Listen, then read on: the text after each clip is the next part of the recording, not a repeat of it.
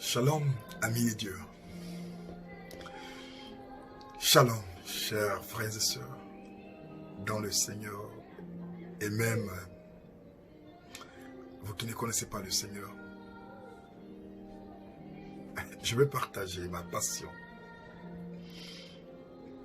Je suis serviteur du royaume des cieux.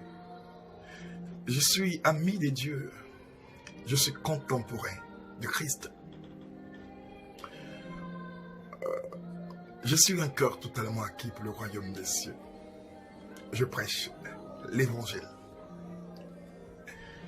Je me détourne des regards de ce monde de la corruption. Je fais le défi, je marche dans la perpétuelle quête de la perfection. Je traite durement mon corps afin de ne point être rejeté après avoir prêché aux autres. Je ne suis pas parfait. J'aspire à la perfection. J'aime Jésus. Mon leitmotiv, mon credo, ma force, c'est de penser le salut. De penser le salut de l'humanité, de mes semblables. J'ai été sauvé pour sauver. J'ai été racheté pour ressusciter. Ceux qui sont morts quoique vivants. Et je sais que dans ce combat, il n'y a que des géants. Il n'y a que des catégories de Goliath des temps modernes. Mais j'ai cette assurance que celui qui m'inspire, qui m'envoie, est celui qui détient la clé. Et mon Rédempteur, il est vivant. Il s'élèvera le dernier. Il peut donc arriver que je sois confronté à une solide barrière, à une puissante opposition. Mais je sais que je ne combats pas pour remporter une quelconque victoire. Je combats dans la victoire de mon frère aîné, Jésus-Christ de Nazareth, qui a déjà triomphé pour moi. Et je suis dans son chemin. Quel combat pourrais-je mener qui n'a pas encore gagné? Quelle opposition pourrais-je avoir qui n'a pas encore vaincu? Quelle adversité, quel ennemi pourrait se confronter à moi qui n'a pas encore terrassé? Je suis dans le chemin de Jésus et je suis convaincu que la victoire est mon partage parce que je la sens au quotidien. J'ai rencontré Jésus.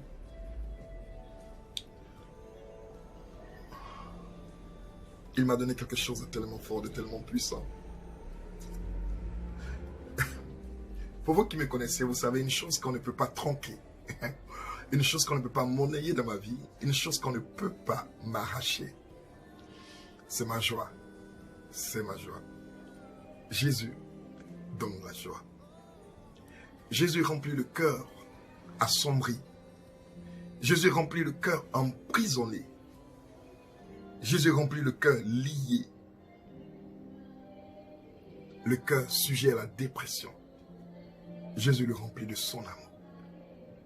Il le remplit de l'amour véritable. L'amour qui te donne de voir ta vie et d'en tirer meilleur profit. L'amour de Jésus lorsqu'il inonde ton être. Tu n'es plus conditionné par le repas que tu mangeras au quotidien. Tu n'es plus conditionné par le vêtement que tu porteras. Tu n'es ni conditionné par le lieu où tu reposes pendant la nuit. Ni par les connexions humaines. Ni par ton carnet d'adresse. Il dit, tu es un sacerdoce. Pas n'importe lequel. Tu es un sacerdoce royal. Une race élue. Un peuple acquis. Afin d'annoncer les vertus de celui. My God. Oui. Je suis partenaire de Christ. Et comme il le dit, dans le livre de 1 Pierre, il fait de moi participant de la nature divine. Quel privilège. Je sais qui je suis. Je sais ce que je vaux. Et c'est pourquoi je sais que le mal ne triomphera pas de moi. C'est pourquoi je sais que la tentation n'aura pas le dessus sur ma vie. C'est pourquoi je sais que Satan, malgré ses artifices et tout son clan, et tous ceux qui lui sont soumis, ne pourront pas m'atteindre, ne pourront pas triompher de moi.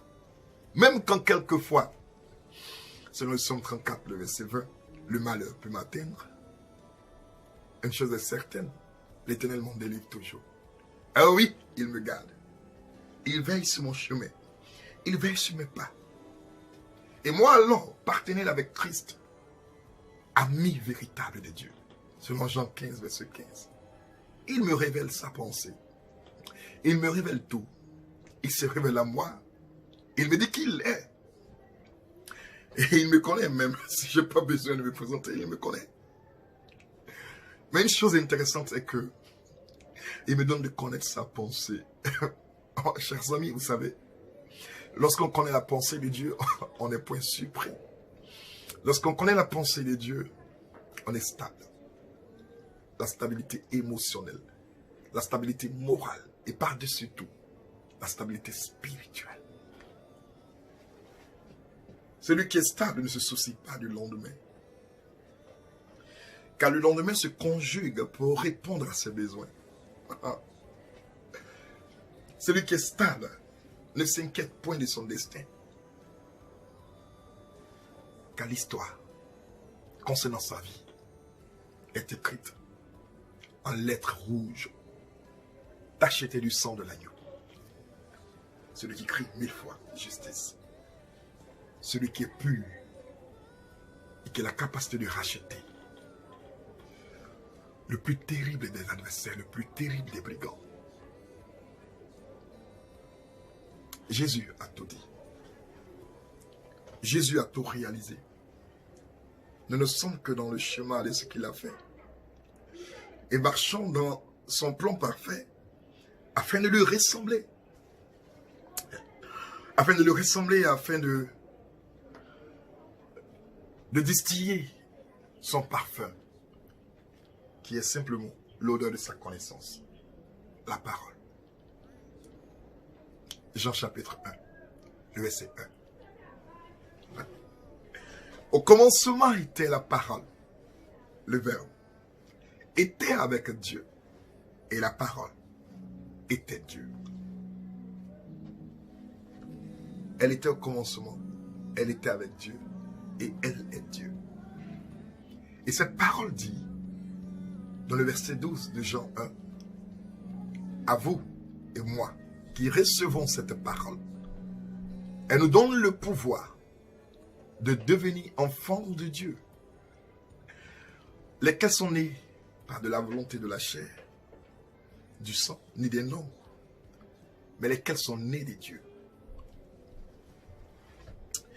Ce qui m'intéresse dans la fin, c'est que ce qui est né de Dieu est Dieu. Ce qui est né de l'animal est animal. Dans notre nature animale. L'apôtre Paul, pour le révéler. En 1 Corinthiens chapitre 2, verset 14, il dit, l'homme animal ne reçoit pas les choses de l'esprit de Dieu. Il ne peut les connaître, car c'est spirituellement qu'on en juge. L'homme spirituel, au contraire, juge de tout, il n'est lui-même jugé par personne. Alors, l'homme spirituel qu'il est, c'est celui qui est né de Dieu. Ah ouais. Ah ouais. David, le prophète d'Israël, l'avait prophétisé. Dans le psaume 8, le verset 4, jusqu'au verset 7. Il dit, qui est l'homme? Pour que tu aies autant d'égards pour lui, qui est le fils de l'homme? Père, tu l'as couronné de grâce et de magnificence. Et tu l'as établi sur toutes les créations de tes mains. Qui est l'homme? Est-ce l'homme naturel qui est couronné de magnificence et de gloire? Est-ce l'homme naturel qui domine sur toute la création? Non. C'est l'homme spirituel dans une enveloppe charnelle. Car lorsque Dieu disait à Adam et à Ève, multipliez-vous, remplissez la terre, dominez les poissons, dominez les oiseaux, assujettissez ce monde. Le péché n'existait pas encore. Dieu s'adressait donc à des hommes spirituels dans un corps charnel. David donc parle, déclare cette prophétie en parlant de vous et de moi. À nous qui avons reçu Jésus comme Seigneur et Sauveur.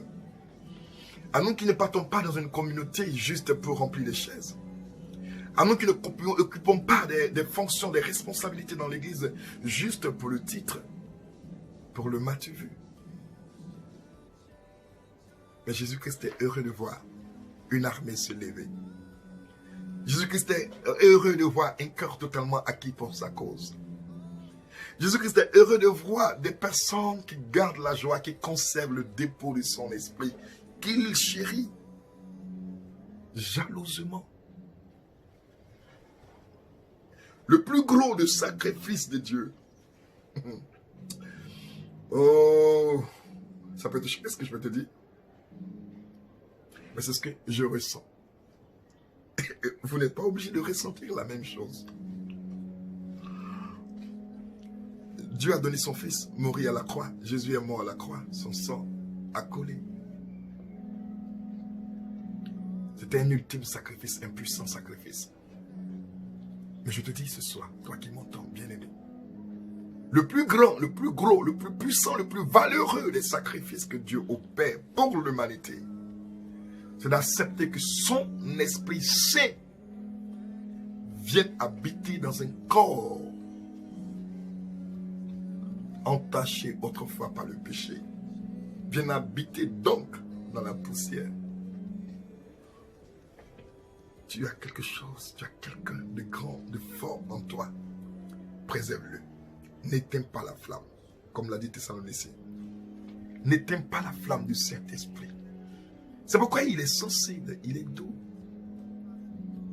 C'est pourquoi il est attristé lorsque nous commettons des actes qui sont contraires à sa volonté. C'est pourquoi il est dit, celui qui pêche contre le Fils, il lui sera pardonné. Mais celui qui blasphème contre le Saint-Esprit, il ne lui sera pas pardonné. Car la vérité, le Saint-Esprit est le plus gros sacrifice que Dieu opère pour l'humanité. C'est pourquoi n'importe qui ne peut pas recevoir le Saint-Esprit.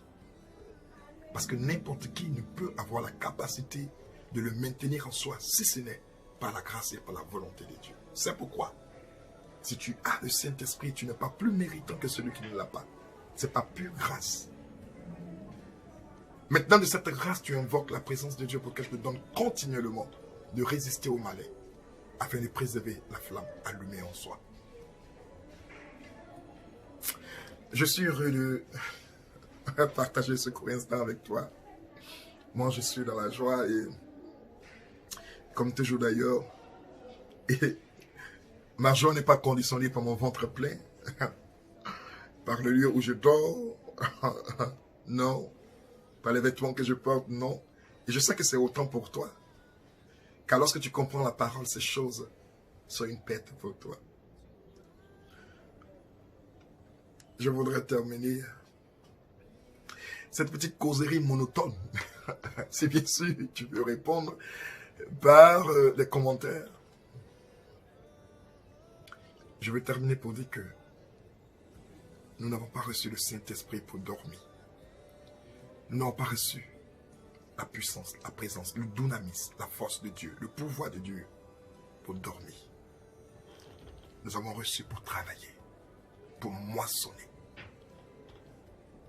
Car le champ est mûr. Les blés ont jauni. Il faut aller récolter. Il faut aller récolter. Prêcher la bonne nouvelle. Sauver l'humanité. Sauver le monde. Transformer les vies. Les champs sont mûrs. Si tu es de Dieu, si je suis de Dieu, si nous sommes de Dieu, prenons conscience de cette tâche qui nous est confiée. Prenons conscience de ce travail auquel l'Éternel nous associe ce grand privilège que nous avons d'être collaborateurs intimes du Christ et accomplissons sa vision. Marchons dans l'intégrité, prêchons l'évangile, la justice de Dieu, le salut de Dieu, la consolation de Dieu, le réconfort, la transformation et la vie. Prêchons le salut. Sauvons l'humanité. C'est la seule à quoi nous sommes appelés. C'est pourquoi j'ai pour habitude de dire sauver pour sauver. Car vous et moi, nous ne sommes pas sauvés pour dormir. Nous sommes sauvés pour être des canaux afin de sauver les autres. Dieu donc vous bénisse. Et puis, on dira à bientôt. Bon week-end à vous, bon samedi. Et puis, pour le culte de demain, vivement que nous nous retrouvons. Parce que la chaleur familiale manque à tous. Alors soyez connectés aux différents réseaux sociaux pour suivre les messages de foi qui seront prêchés demain dimanche. Moi, je vous invite particulièrement à suivre le nôtre demain dimanche à 10h précis sur la page Roland Maï. Et puis Dieu nous bénisse. Demeurons fidèles à sa parole et donnons gloire à son Saint-Nom. Répandons-le de sa connaissance. Au nom de Jésus.